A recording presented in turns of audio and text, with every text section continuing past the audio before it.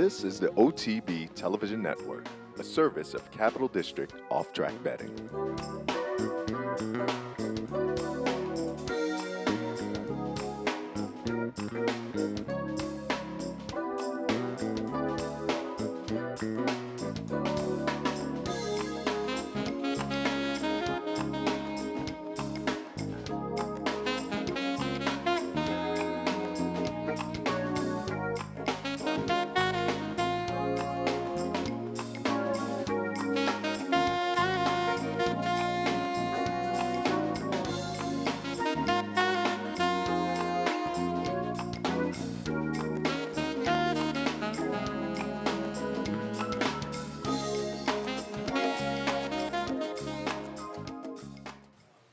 Good morning and welcome to the Handicappers Report on this Sunday morning. Balmy temperatures out there, a little bit foggy with the snow on the ground. Gabby Gaudette from Laurel yesterday tweeted out a nice picture of Laurel with no snow there and said something in effect, first day of winter, and the temperatures are like the first day of spring. So a couple of nice days up here in the Northeast, particularly after last weekend, but we can use it.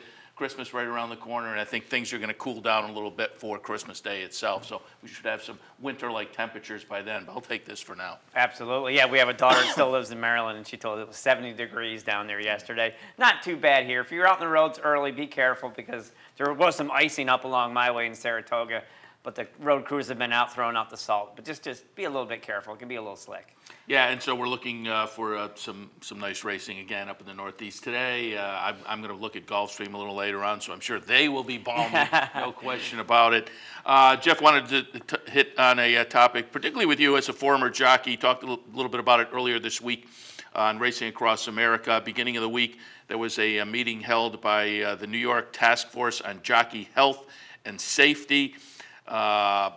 They are going to recommend, according to the coverage of that meeting, they're going to recommend that the industry help subsidize disability benefits for jockeys. And I wanted to get your opinion on it. I talked about it, as I say, earlier this week when the news first came out, the day after the meeting.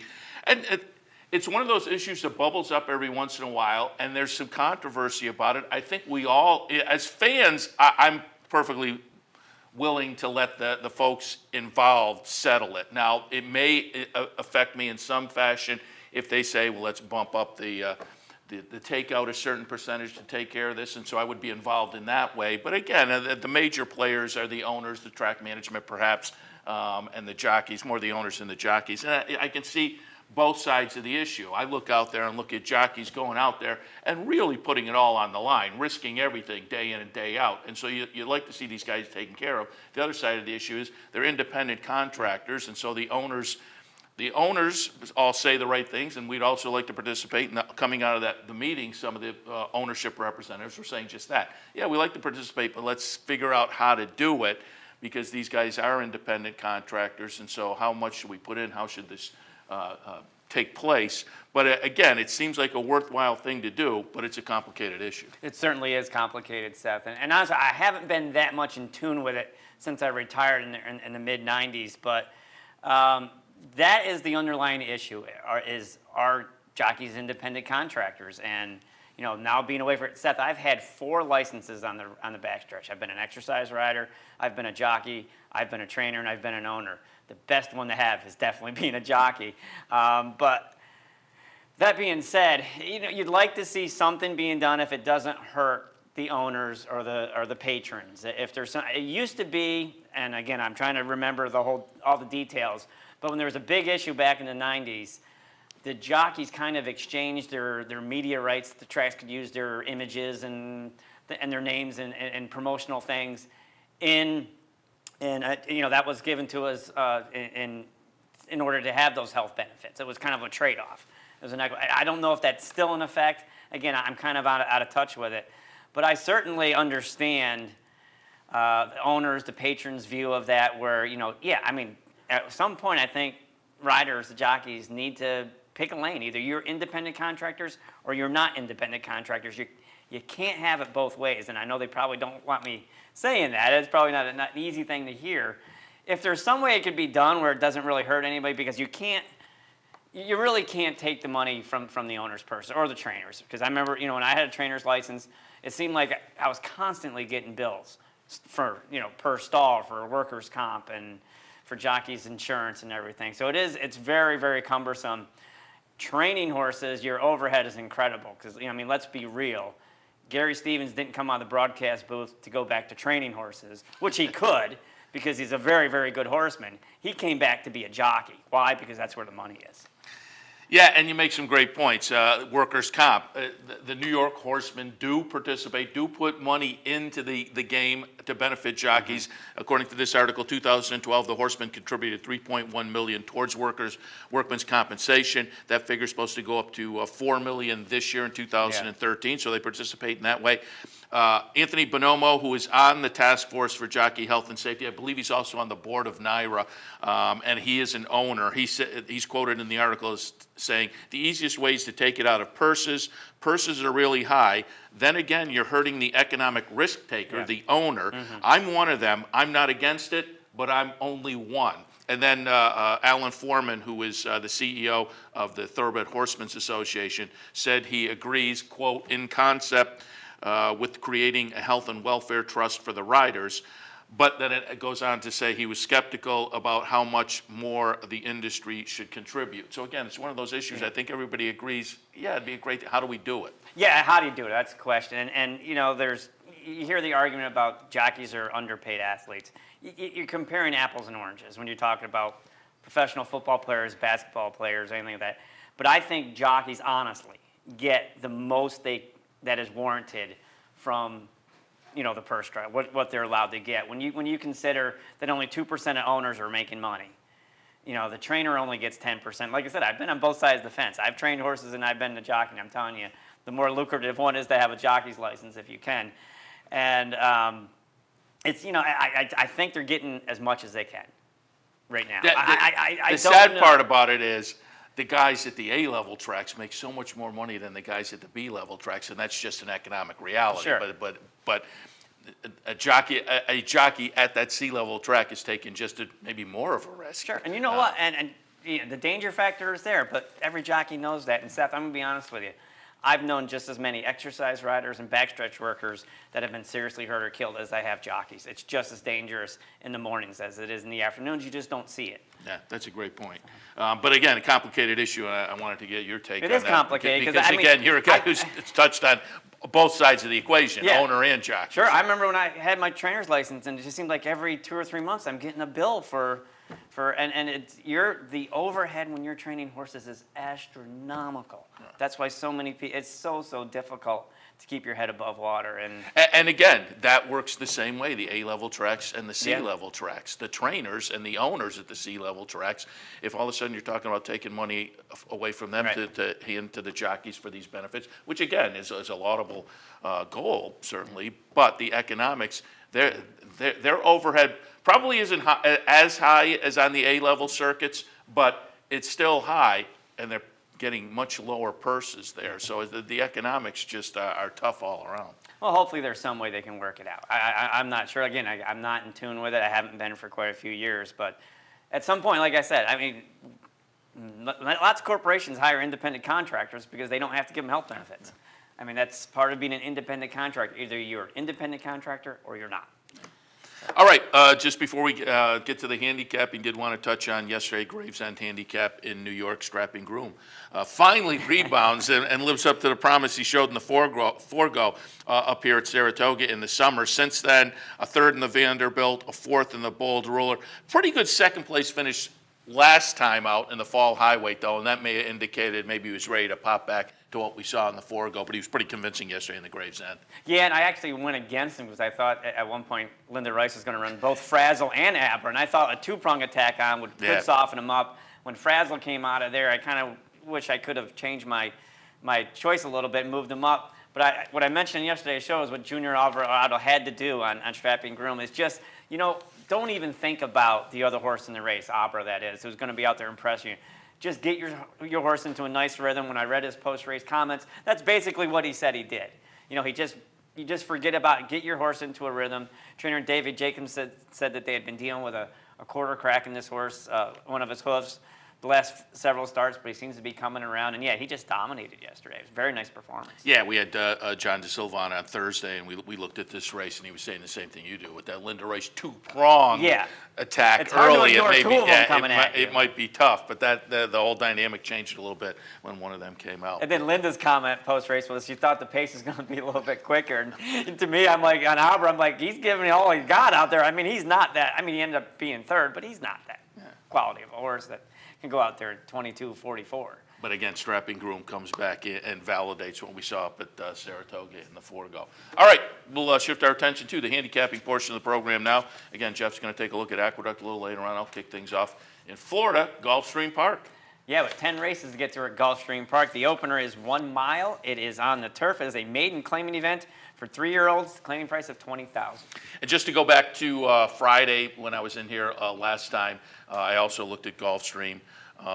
And this just goes to show, I've said it before, I'm willing to live by that handicapper's scorecard of winners on top. I think it's antiquated. I think folks, years ago, the win bet, years ago, there was win, place, and show, and 3 exactas and 1 triple a day.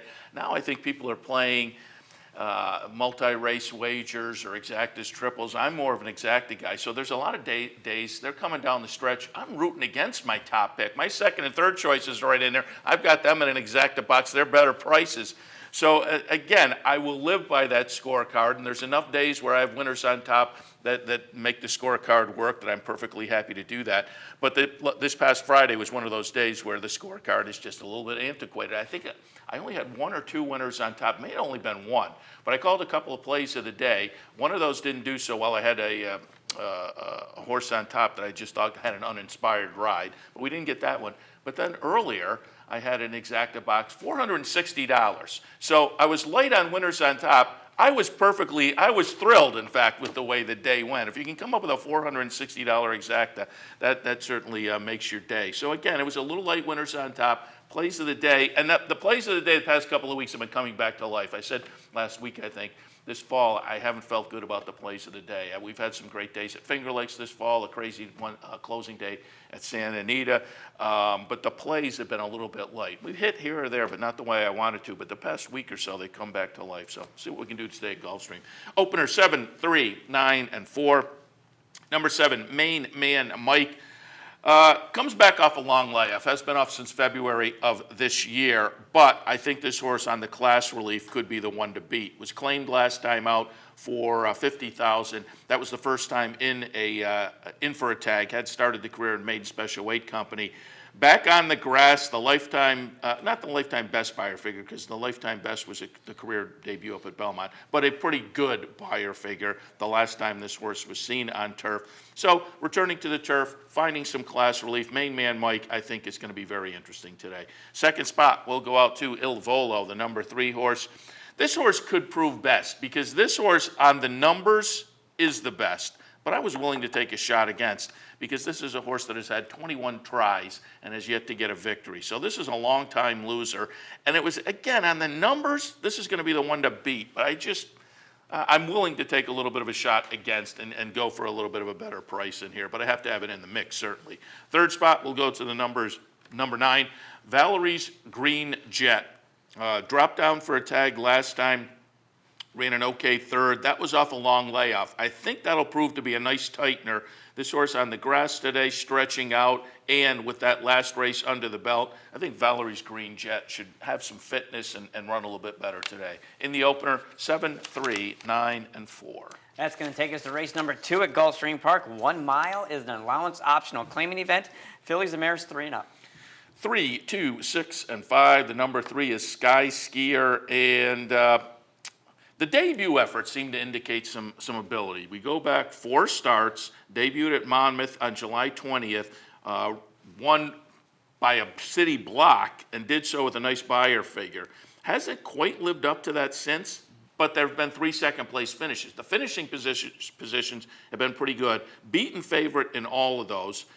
The buyer figures, though, a little bit light. Now moves into the barn at Kelly Breen. I'm going to look for maybe a wake-up call with the new trainer and perhaps get back to that career debut effort. A little bit of a break since the last race, so maybe it'll all add up. And as I say, this horse will rebound to a best effort. Sky Skier on top. Second spot, JL's Princess. Another one, career debut was pretty good. That was over at Keeneland on the synthetic. Followed it up with a little allowance race at Keeneland. Ran an okay fifth that day in a field of 11. I think this horse could be interesting with the move to dirt. 1 turn mile, so stretches out, a little bit of a layoff. And again, move to dirt could provide a little bit of a wake up as well. JL's Princess in the second spot, and then in the third spot, Dissension. I just wasn't quite sure what to do with this horse because the, excuse me, the last race, the buyer figure, nice win with a nice buyer figure. And the buyer figure was such that if we get a repeat of that, this horse is going to be very, very tough in here. But that last figure looks like a little bit of an aberration to me. So again, I wasn't quite sure which way to go, but maybe this horse has just turned the corner and has gotten good right now. Moved down to Florida may have been beneficial. So Dissension in the mix. In the second, 3, 2, 6, and 5. Moving along to race number 3 at Gulfstream Park, 6 furlongs. It is a claiming event for 3 and up, which have never won 2 races. The claiming price is $25,000. 3, 6, 7, and 2. The number 3 is Celtic's Stride or Celtic's Stride. Just to me, and I every once in a while I get horses like this, the best recent form. Now, some of these, I think their overall form matches up. But this one over the past couple of starts has put some nice races together that, I think indicate this one is in the best recent form. So I'll put Celtic's Stride on top. Our Rich, the number 6 horse in the second spot. Another one of those I wasn't quite sure what to do with this one. Excuse me. Last time out, a nice win, daylight win, led most of the way around the track, and a very good buyer figure. But a buyer figure that jumped up almost 20 points over this horse's previous best. So was that a little bit of an aberration, or was it one of those light bulb moments? I'm going to trust maybe closer to the latter on my analysis here. So our Ritz, I think, should be competitive in here today. And then the number 7, Scatterjoy. This horse has fired some good numbers, certainly, and good enough to be very, very competitive in this race and even take this race, but has trouble being able to string a couple of races together. So you have to think this is a 4-year-old, only 5 lifetime starts. There have been some gaps in there, and gaps that, again, would have to concern you. So this is a horse that, has had some dings, I would think, and so it's hard to know exactly which direction to go. But on a best effort, Scatterjoy is going to be right up in there in the hunt. Third race today, 3, 6, 7, and 2. So that's going to take us to race number 4 at Gulfstream Park. It is 1 mile, is a starter optional claiming race for 3 and up. 2, 6, 1, and 4. The number 2 is Toe's Gray Cat. This horse is clearly the best on the numbers. 8 to 5 on the morning line. And again, just looking at those numbers, I think this horse will live up to that, completely validate that, and I think that morning line will probably float down a little bit. So Toe's Gray Cat, again, very logical on top. Second spot, the number 6, Horned Frog. I think this horse should contend, was in one of the Claiming Crown races last time, as was my top pick. They were in the same race. My top pick ran 3rd. Horned Frog ran a poor 10th, a well-beaten 10th in a field of 14. You look at the races just prior, and I think Horned Frog is going to contend with this field. But that last effort, does that signify that this is a negative horse for a course kind of angle, or was this horse just a little overmatched? I'm hoping that this horse was just a little overmatched, because again, I think the numbers this horse fired just prior are going to be very competitive with this bunch. So I'll use Horned Frog underneath. But again, there's a little bit of a concern over that first start on the Gulfstream Park strip. Third spot, Vero's Hero. Again, this is another one that was in the Claiming Crown last time and threw in a dud. The races just prior to that were good enough, though. So, again, it's another one that I think maybe just a little overmatched in that Claiming Crown. And I will say, those Claiming Crown races, they had some pretty salty horses in there that just snuck in under the claiming condition. And so those races were very, very competitive. So again, I think Vero's Hero stands a chance to wake up in here. 2, 6, 1, and 4. And as I'm hacking, I do want to remind people, I've been fighting that cold like a week and a half ago, and I just cannot shake the last cough. So my apologies. We're all suffering. Moving on to race number 5 at Gulfstream Park. It is 6 furlongs. It is an allowance optional claiming event for 3 and up. 2, 1, 3, and 5. The number 2 is Katron. What can you say? The career debut back in June was pretty good. The question mark obviously is going to be the layout, but it is Todd Pletcher. It's an Aaron Jones-owned horse, so you have some breeding there. The horse lived up to the breeding in the career debut. I think absolutely logical to come back and run nicely today. Number 1, Tempered Threat, goes out for Peter Walder. Couple of nice starts for this one. Class is maybe the question mark. Broke the maiden for a 25 tag. So again, class-wise, question mark. Followed that up with a good second in a conditional claimer at the 25 level. Non-winners at 2.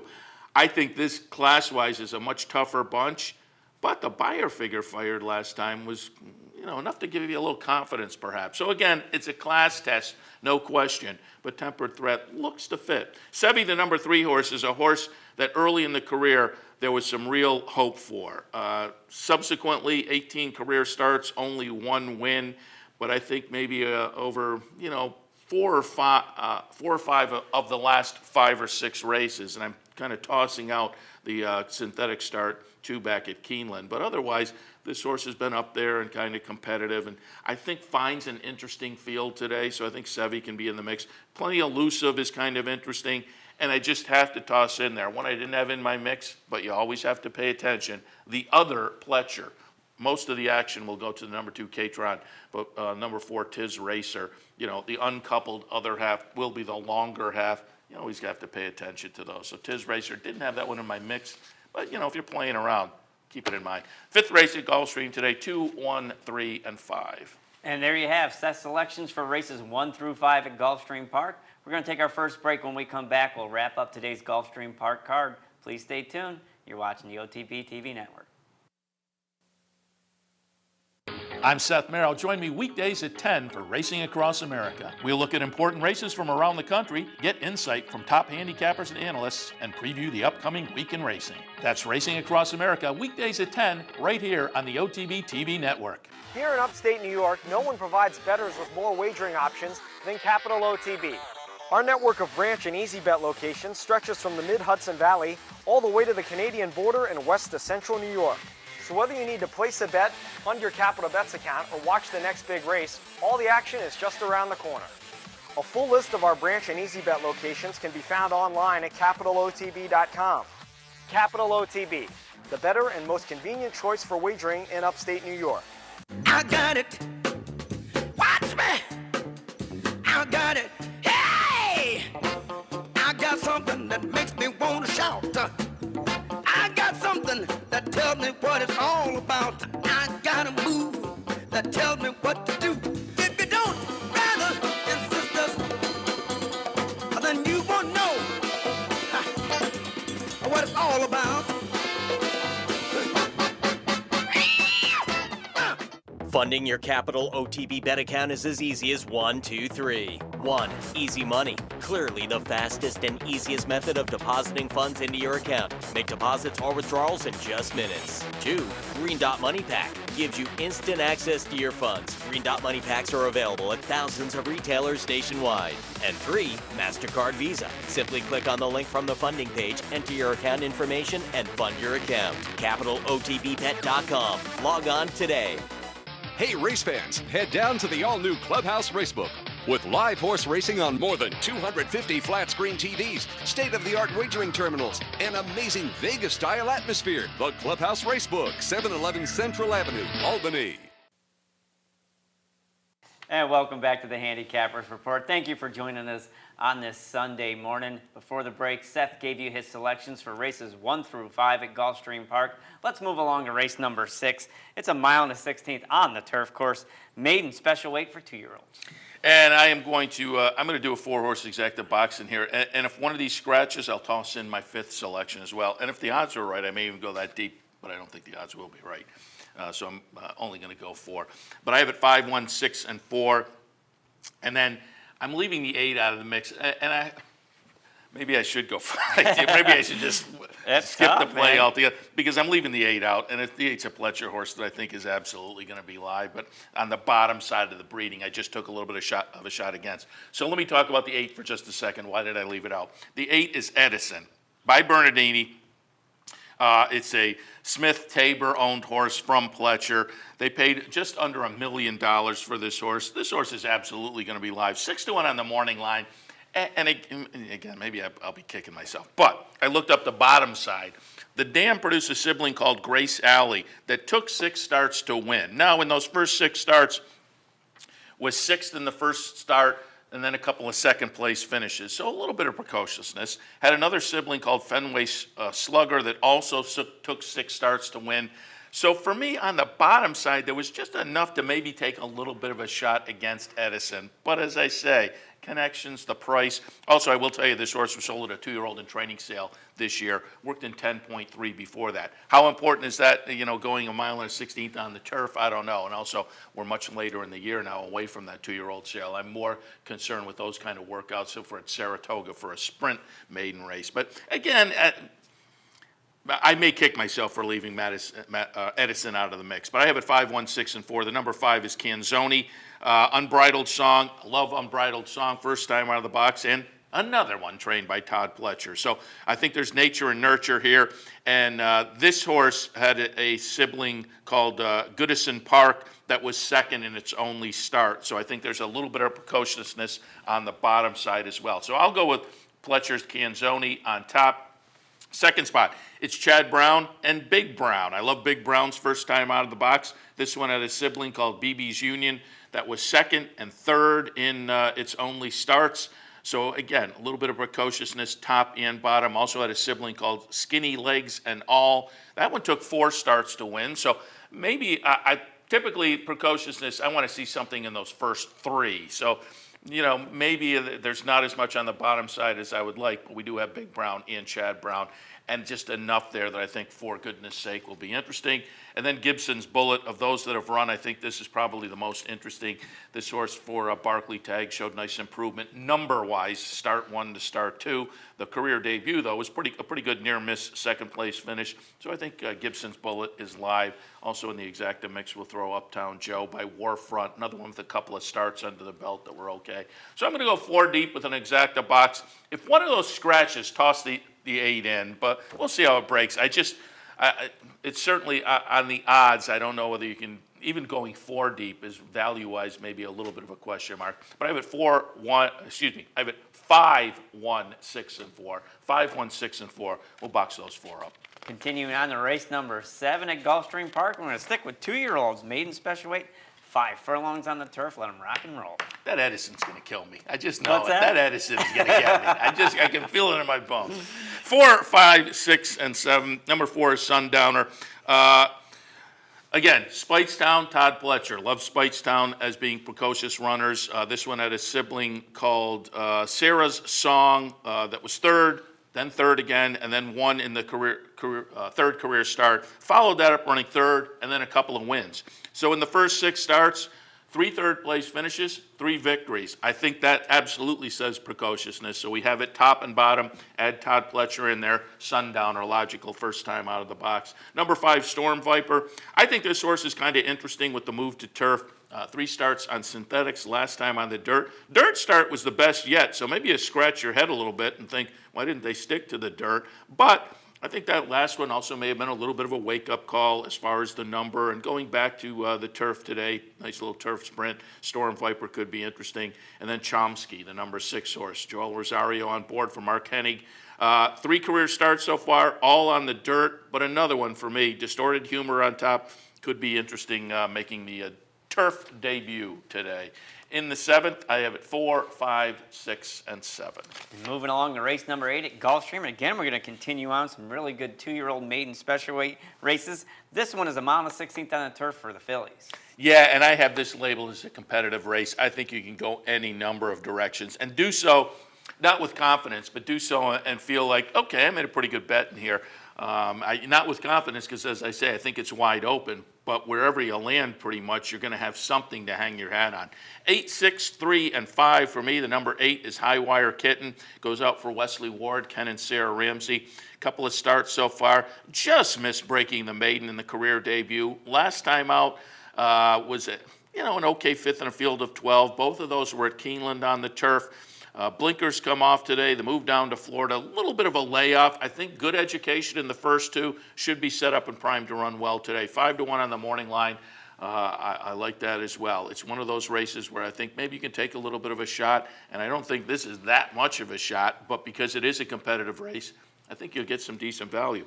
Second spot, number 6, Marie Antoinette.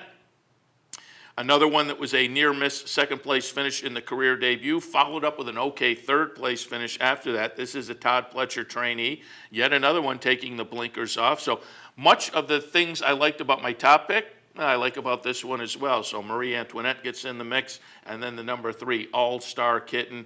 Top pick is Wesley Ward and Ken and Sarah Ramsey. This one is Chad Brown and Ken and Sarah Ramsey. So yet another of the Ramsey juggernaut out here. Now, this one's career debut was an absolute dud, but I think there might have been a little bit of an excuse in there. Now laying off since September 1st up at Saratoga in that career debut dud. I think this one will come back and be much, much more competitive in here today. Again, a tough, wide open race, but I have it 8, 6, 3, and 5. Moving along, race number 9, the featured race at Gulfstream Park is the third running of the $100,000 Harlan's Holiday, mile and a 16th for 3 and up. Fun little race. I have a 2, 3, 1, and 5. I'll also mention the 4 Purple Egg, and I mentioned that one because this is a horse that was kind of an interesting 3-year-old that attracted some attention last year. Won the first 3 career starts, one of those being the inaugural at Tampa, and owned in part by Tampa's own Margot Flynn. Trained by Jane Sibeli, who is under a little bit of a cloud now, having essentially been tossed this season at Tampa, so winds up over here in the Harlan's Holiday. I didn't use Purple Egg in the mix, but off of that last start, the Barbaro at Delaware Park could be interesting in here today, late in the 3-year-old season, which could bode well for next year, early in the 4-year-old season. So we'll keep our eyes on that one, but again, I have a 2, 3, 1, and 5.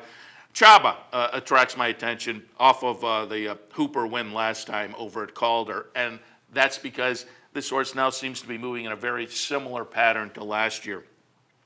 Last year won the Tropical Park Derby over at Calder, which wound up to be an off-the-turf event, followed that with the Hooper, followed that with a Harlan's Holiday win. This year wins an allowance over at Calder, which was an off-the-turf event, follows it in the Hooper, and now is set up to, as I say, run a very similar pattern to last year and win the Harlan's Holiday as well. Chaba on top for me. Number 3, Bourbon Courage in the second spot, comes off a 4th place finish in the very salty Clark. Will Take Charge and Game On Dude were in the first couple of spots. Easter Gift maybe not as salty, and this one was just behind that horse, but got off a little bit slowly that day and an okay, as I say, 4th place finish. Has run once before at Gulfstream. That was in the Don last year. Finished a good second to Gradar, so may appreciate the return to Gulfstream Park. Bourbon Courage in the second spot. And then in the third spot, number 1, Neck and Neck. Seems to be in some pretty good form right now. You go back to the Indiana Derby at Hoosier, nice win there. Then the ACAC at Churchill, nice win there. 3rd place finish last time on the return to Indiana in the Schaefer behind Bernie the Maestro. But as I say, I think Neck and Neck is in some decent form right now. And I should know, decent form, those first couple of races I mentioned were going back to 2012. So the only 2013 start was that Schaefer. But it was a good 3rd place finish, again, behind Bernie the Maestro, which I think says this horse on the comeback off a long layoff is it, has the fitness level you want to see, and in such a way that it wouldn't shock me at all to see some further improvement today. So in the Harlan's Holiday, race number 9, I have a 2, 3, 1, and 5. And we'll wrap up today's Gulfstream Park card. Race number 10, mile and 16th on the turf. It is a claiming event for fillies and mares 3 and up. Never won 2 lifetime. The claiming price is $30,000 down to $25,000. 11, 2, 3, and 9. Edie Gourmet on top, the number 11. Moves into the barn of Joe Orsino. Has been racing on the turf at Keeneland and up on the Naira circuit most recently. Laid off since October 24th at the Keeneland meet. I think finds some class relief in here. And given the numbers fired earlier this year on that class relief, Edie Gourmet should be very competitive. Second spot, Ora Lucy goes out under Dylan Davis, the 5-pound apprentice who's having a pretty good season. Last time out on the move to Gulfstream, ran 5th. I thought it was an okay fit. I'm going to give this horse another shot. Had been racing decently on the synthetic and turf up at Woodbine. And again, I think this horse fits decently with this field. Similar condition last time at Gulfstream, although it was a non-3. It was an N3L. Gets maybe a little bit of class relief moving N2L today. So, as I say, I think, some education over the turf course last time and maybe a little bit of class relief. Or Lucy, I'm going to give that one more shot. And then the number 3, Mini Bear, who ran a nice second-place finish on the synthetic at Keeneland last time. That was the middle of October, so a little bit of a layoff. It is Wesley Ward. This one moving back to the turf, which hasn't been on since summer of 2012, but I think this one could be a little bit interesting in the finale today at Gulfstream. I have it 11, 2, 3, and 9. And there you have it. Set selections for today's Gulfstream Park card.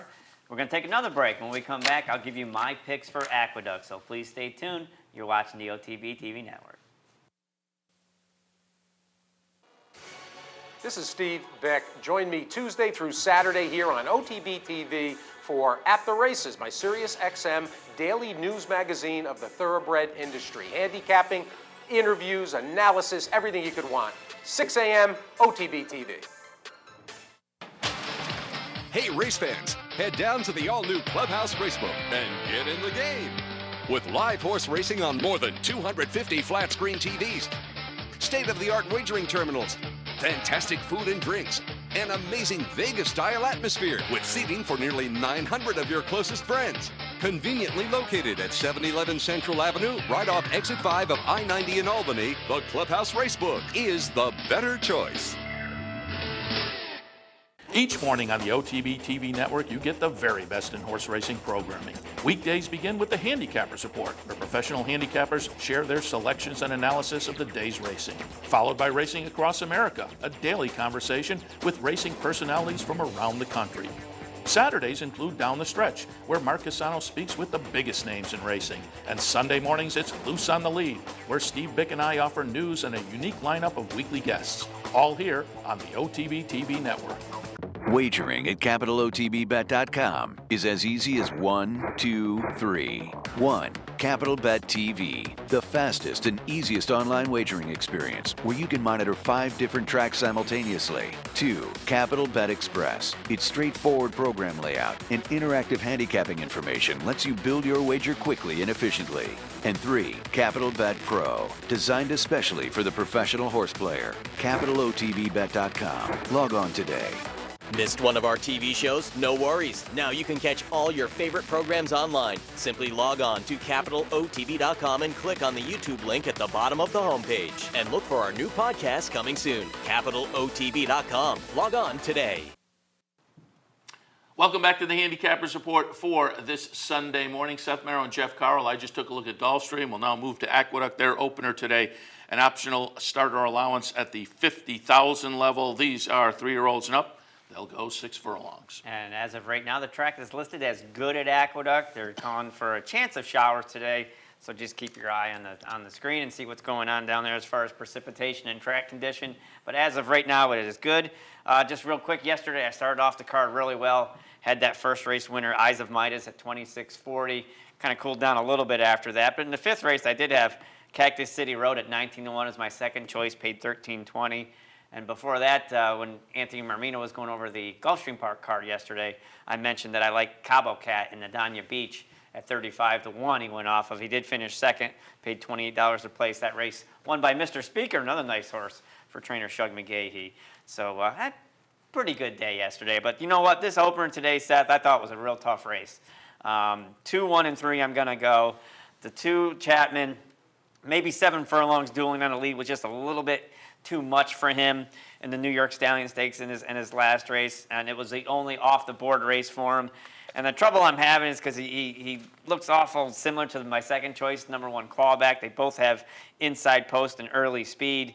You know, Clawback, the number 1 horse, you could have bought him for $35,000 last time out, returning from a long layoff. They got away with it that day, and now they're going to move him up to $50,000. It's going to cost you a little bit more if you still want him. But, I'm thinking that he's probably a little bit quicker than Chapman early, and if he breaks well, I would assume Jose Ortiz is going to send him along. Chapman should be able to just kind of track him and I'm hopeful he'll be able to run him down late. Again, this was a real tough race for me to kind of figure out. For third, I went to the number 3, Much Stronger. You know, he could get a very good setup from Chapman and Clawback if they get into a ding-dong battle, and it could set up very, very well for him. David Jacobson, David Cohen at 3-1. The cut back in distance should enable him to be running late today. Again, this was a tough race for me to come up with. I left off the number 7, The Truth and KG, who could easily make a case for.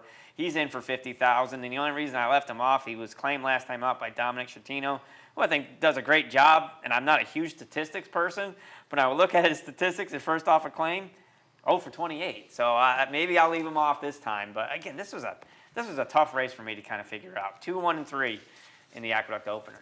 Race number 2 at Aqueduct this afternoon. Conditional claimer 12-5 the tags. Non-winners are 2 lifetime the condition. 3-year-olds and up, they will go 3/4 of a mile.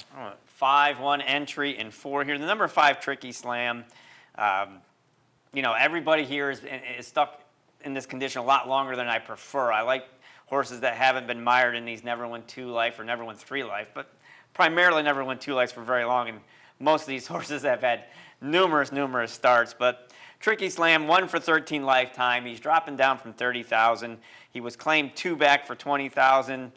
He adds blinkers today, which should help him get involved early. Again, just with that drop down, Rudy Rodriguez, blinkers, IRAD, it's all there for me at 2-1. Again, no big mysteries here. For second, I'm going to go with the David Jacobson entry of LOL.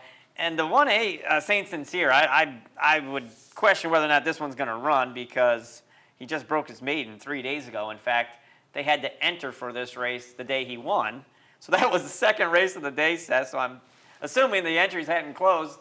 He probably crossed the wire and he was eligible for this race, and they put him in. But I would be suspicious of whether or not he runs. So I'll go with the plain one, LOL, down on the inside. Pretty obvious here. He was second at this spot last time. He's going to be able to save the ground under Cornelio Velasquez. Let's put him in the second spot. And for third, let's try the number 4, One Smoking Cat. He has the fewest starts of anybody in this race, and that's, as I said, that's what I look for. Horses that haven't been mired in this condition for very long. Only 8 starts. You know, they put him on the lead last time, and I don't think they will this time. I think there's enough speed in front of him that they should be able to just kind of sit behind it, and maybe he he prefers to run that way. Wilmer Garcia aboard at 10-1. Let's throw her in the mix with the top horses. 5, 1, and 4 in the Aqueduct second race. Race number 2 today, an optional claiming event, $75,000 tags. Non-winners are 1 other than the condition. 2-year-olds going a mile. I went 2, 4, and 3 here. The number 2, Maximus Decimus, should be the speed of the race. He wired $50,000 maiden races in his second start of his career. You know, the first start, it was just okay, kind of ran mid-pack. They dropped him down to 50. They got away with it. Absolutely just wired him going 6 furlongs. This is the son of Awfully Wild, who won the Suburban, who won the Mass Handicap, out of a Tisnow mare, so you have to think that the stretch out is going to be in his scope. Probably a real nice confidence booster winning that race, breaking his maiden in his second start. I'm going to get 8-1. He looks like he's the speed of the race in here. That to me was very, very inviting because the horses I'm putting underneath them, you've got some question marks even though they're pretty short priced. The number 4, Master Lightning, he's the one who set that ridiculously slow pace in the Remsen and couldn't finish up. Yeah, he was running against Honor Code and Cairo Prince, but you hope he would have finished up a little bit better after going 52 for a half and 117 for 3/4. You know, and he was crushed in the Nashville before that. He did break his maiden in his second start. I can't take him at 9-5. That's why I look for Maximus Decimus. It's just kind of leave everybody in his wake. For third, I went with the number 3, Affleet Accompli. He just absolutely ran in place in the Remsen. You know, that absolutely no pace that day, and he never even got going at all. But he does have 2-turn experience, which should help him in here. And the one I'm going to pass on, Seth, is number 5, Louisiana Flyboy, who broke his maiden in fine fashion at Louisiana Downs. Probably a private purchase, I'm guessing. But, boy, he just never picked his feet up whatsoever in the Nashua. So I'm just going to make a pass on that one. I mean, obviously, Chad Brown knows what he's doing as trainer. But, wow, it's a race I think I can really take a shot with the number 2, Maximus Decimus. I think with his pedigree and the stretch out, he should be able to get it done. 2, 4, and 3, the Aqueduct third race. Fun little maiden special for 2-year-old fillies in race number 4 today at Aqueduct. They will travel 1.70 miles. Well, a nice performance yesterday by that Penn National shipper, Taurus, was it? Taurus? Todd Beatty's horse, Taurus. I had her as my second choice. She had been burning up the track at Penn National, but won this year, one run once here in New York, and boy, she was very, very impressive yesterday. Just kicked away at the top of the lane, so maybe that's a horse we need to keep our eye on. In this 4th race at Aqueduct, I went 2-9 with the 1 entry. The number 2, Fade to Black, just appears to have everything in her favor. She got a solid race under her belt on November 30th. She has the 1 post today. She has speed. She has the pedigree to stretch out. Her first start was at 7 furlongs, and she was right on the pace and just gave away grudgingly, finished second. But being a daughter of Street Cry, obviously should be able to handle the stretch out. And again, everything just appears to be in her favor. Got that race under her belt. Got the 1 post.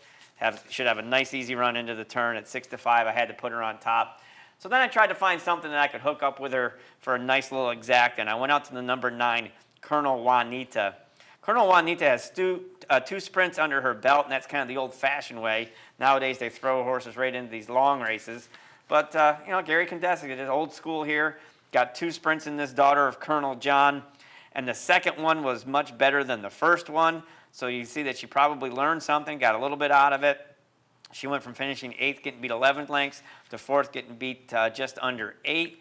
And as I said, she is a Daughter of Colonel John, so the stretch out should help her. We're getting some nice odds at 10-1.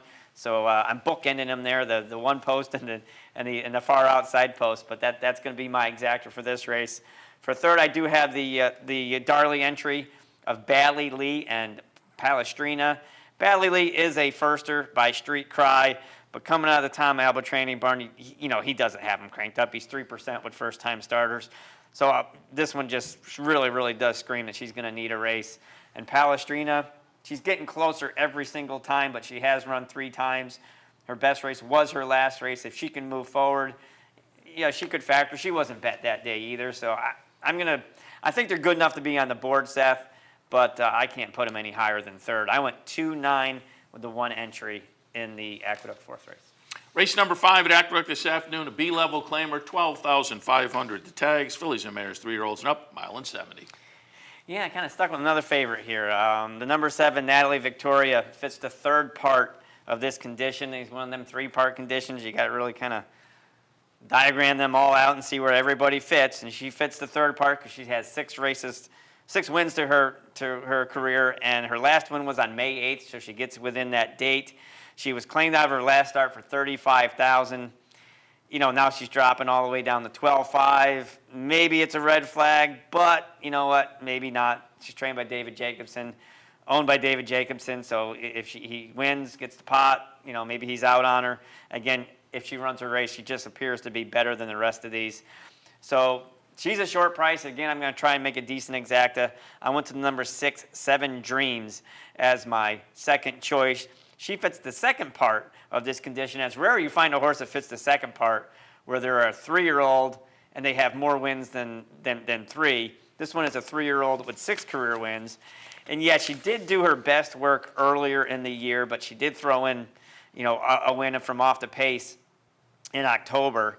And she's 12-1 today, and I think maybe with the stretch out, she doesn't, nowhere on the page does it show that she's ever run this distance.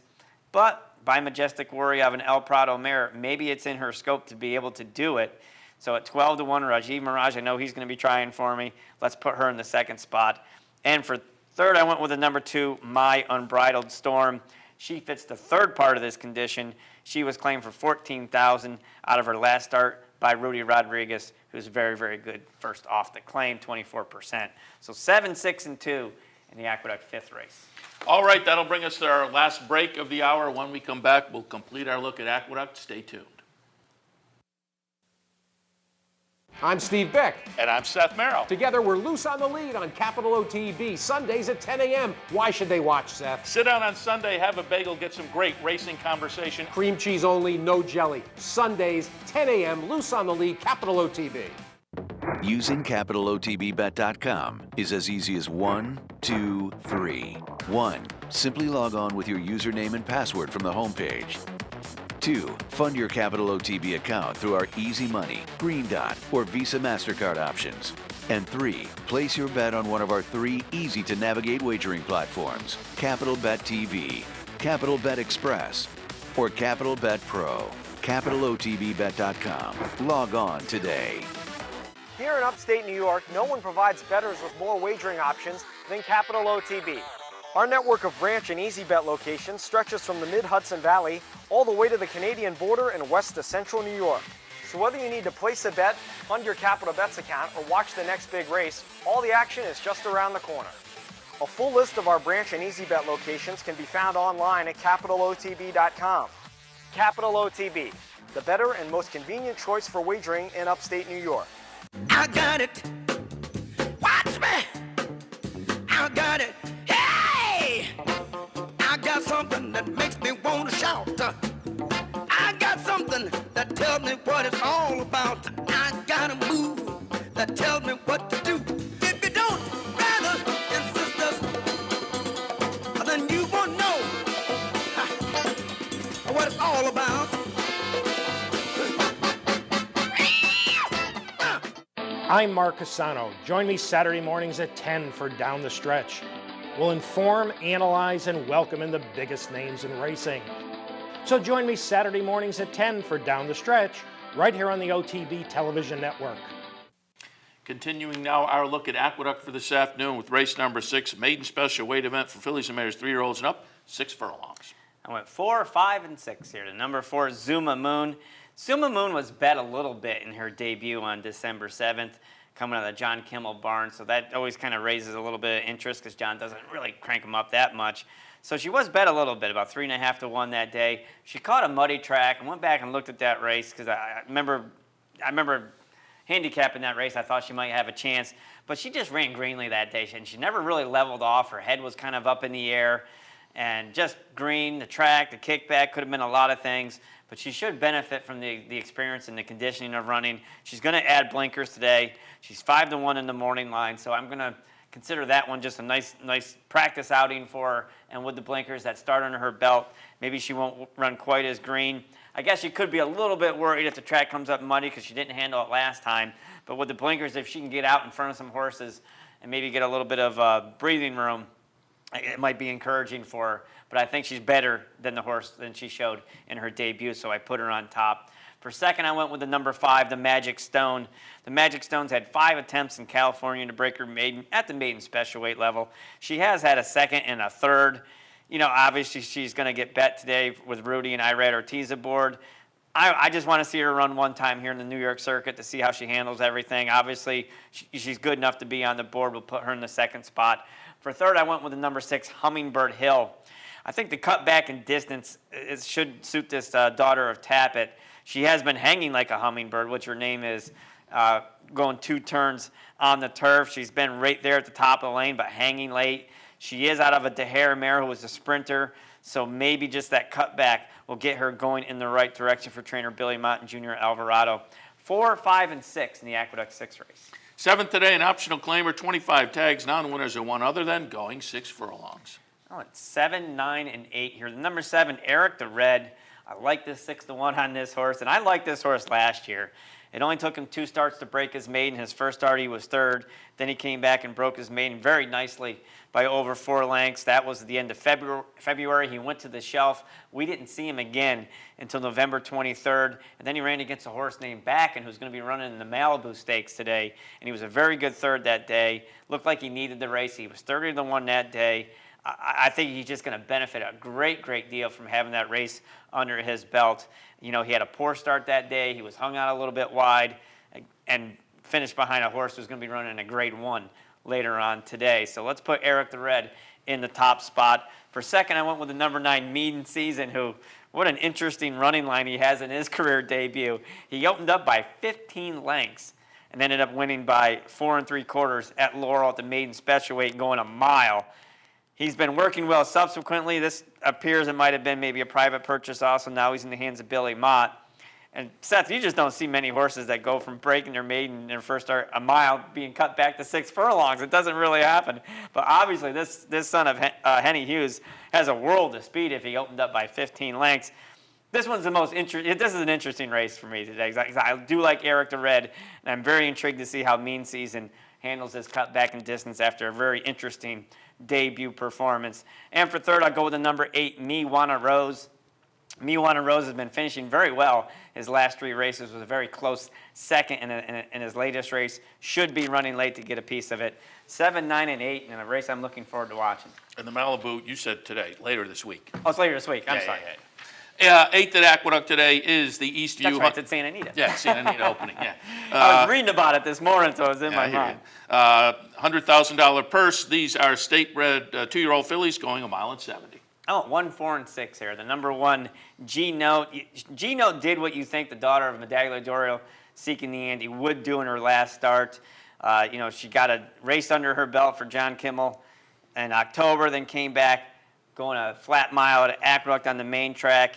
Went back and I watched this race again this morning, and I really love the way this filly coming down the lane just kind of really leveled out a very nice, efficient stride on her. Like I said, this is a very nicely bred New York bred for the Bromans. Medaglia d'Oro seeking the ante. I think she's got a lot of things going in her favor. She has the 1 post. She does have some early foot, but obviously I don't think she's going to be in front of Miss Narcissist or some of these other horses.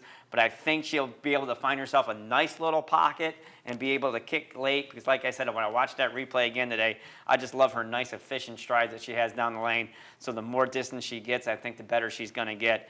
And I think you'll see the class of G-Note come out today. And if I can get 4 to 1, I'd be happy. For second, I'm going to go with the number 4, Flip Cup. Flip Cup was third in a restricted stake at Woodbine after 2 consecutive wins. And I think the 2-turn experience certainly does help her.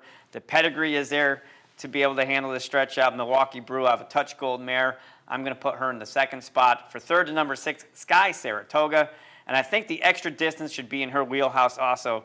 Daughter of Golden Missile of a Chester House mare. I'm going to forgive that dull effort in the New York Stallion Stakes, sprinting 6 furlongs where she finished behind Miss Narcissist. Because, I watched the race again, and she just didn't seem like she was really involved there. It's a 2-year-old filly, maybe mentally wasn't quite ready that day. But I think, again, with this extra distance, she'll be able to keep clipping along and be there for a share. And yes, Seth, I did leave out the number 2, Miss Narcissist. I have a question mark about the 2 turns. She is by Freud, who obviously can get the distance, but she's out of a good and tough mare. Good and tough mares, they were sprinters. I'm just going to leave her off. I'm going to go 1, 4, and 6 in the Eastview. All right, the finale today at Aqueduct is a state-bred maiden claimer for fillies and mares, 3-year-olds and up, 6 furlongs the trip. 7, 6, and 4. Real quick, the number 7, Gold Potion, just fits that natural progression you like to see. Had a bad trip debut, came back second as the favorite. Should be able to get the job done today. For second, the number 6, Cake and Cookies. Set the pace but couldn't hold off Gold Potion and 2 others coming out of that same race, finished 4th that day. But again, that was the best race of her career, so she keeps moving forward. She should be in the picture. And for third, the number 4, Rufus Ruth, 12 to 1 in the morning line. I got Irad Ortiz aboard. The cut back into the sprint I think is going to help this filly. 7, 6, and 4 in the Aqueduct finale.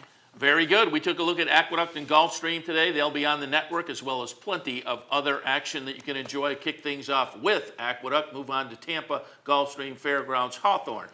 Last day at Hollywood. It's closing day at Hollywood. A little later on, Mountaineer, Pompano, Balmoral, and then Australia A and Australia B. Pop over to capitalotb.com to get the selections. If you didn't get a chance, over on the right-hand side of the page are the Handicappers Report links that you can pull up, some nice printable sheets with the selections for today. That'll wrap things up for Handicappers Report for this Sunday morning. Seth Merrill and Jeff Carl. And Jeff, you aren't back in before the holiday, so if you want to wish. Merry Christmas to everybody. Thank you for all your support this year. It's greatly appreciated. I love everybody's feedback when I'm out and about.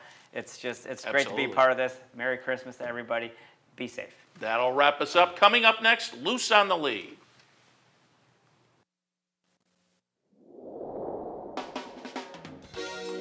You're watching OTB TV, a service of Capital Off Track Betting.